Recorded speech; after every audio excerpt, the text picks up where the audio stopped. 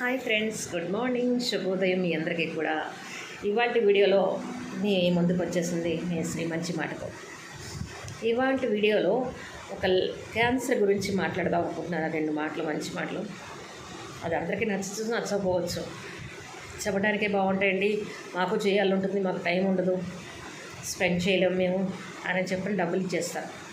డబ్బులు ఇవ్వటం కాదండి, వాళ్ళకి కావాల్సింది ప్రేమ, ఆనందం, మంచి హ్యాపీనెస్, వాళ్ళకి ఏం కోరికలు ఉన్నాయో అవన్నీ తీర్చగలగటం చాలు. ఈ చిన్న టిప్ చాలండి, ఇంకేం అవసరం లేదు వాళ్ళకి. ఎందుకంటే వాళ్ళు మృత్యుతో పోరాడుతున్నారు.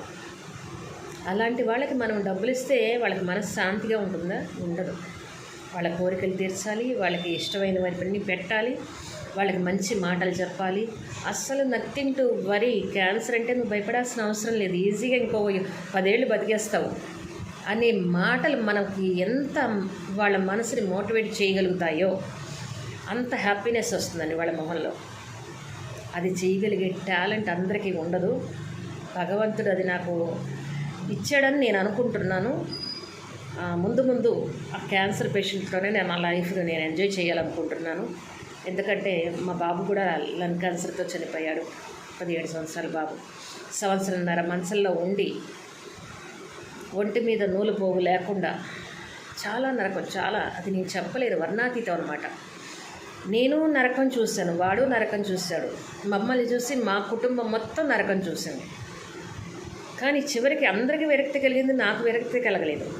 వాడు అప్పుడు అన్నాడు ఒకటే మాట, అమ్మ, స్త్రీ జాతికి ఇంత సహనం ఉంటుందని నిన్ను చూస్తే నాకు అర్థమైంది అని చెప్పి అన్నాడు. ఎందుకు నన్ను ఆ మాట అంటున్నావు అని చెప్పంటే, నేను ఎంత అల్లరి చేసినా, ఎంత నా గురించి ఎవరు చెడుగా చెప్పినా కూడా నువ్వు నమ్మలేదు.